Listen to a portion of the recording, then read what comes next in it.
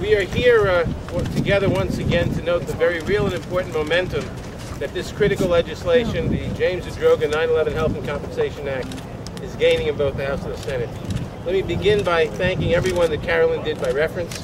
I'm not going to name everybody again, but we know who has been standing with us and fighting with us, from the unions, from the contractors, from the community for all these years. We thank them and we say let's persevere a little longer until we attain our goal. And I want to thank Senator Gillibrand in particular for taking the lead in the Senate. Today, the Senate Committee on Health, Education, Labor, and Pensions will consider this legislation that Senator Gillibrand is championing in the Senate.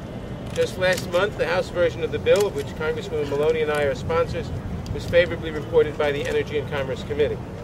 Last year, it cleared the House Judiciary Committee, which I'm a senior member.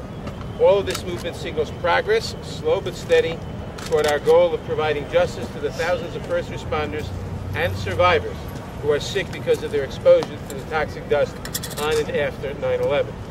As we all know, the collapse of the World Trade Center propelled hundreds of tons of asbestos, nearly 500,000 pounds of lead, and untold amounts of glass fiber, steel, and concrete into a massive cloud of toxic dust and smoke, which blanketed parts of New York City and New Jersey.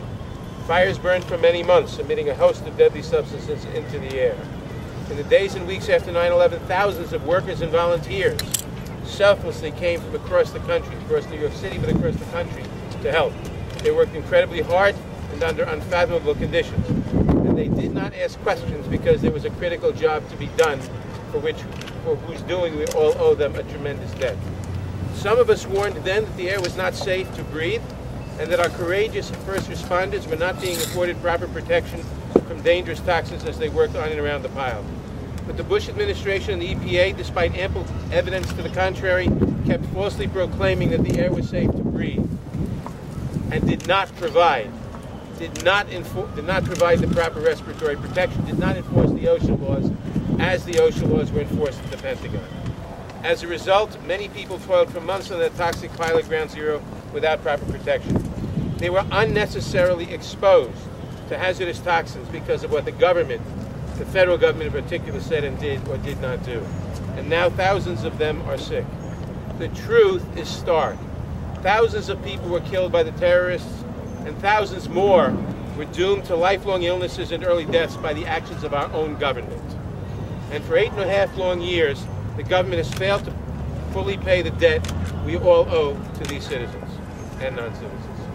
We must now ensure that the federal government provides long-term comprehensive health care and compensation to all the first responders and survivors made sick by the effects of 9/11 in a way that is not subject to annual politicized fights for budget dollars. We've been through those annual fights, and sometimes we do okay, and sometimes we don't do okay, and sometimes we come right up to the deadline and they have to send out letters saying your program is being terminated. That's unconscionable. I want to thank the responders and survivors for all their hard work and patience in the struggle, and the contractors.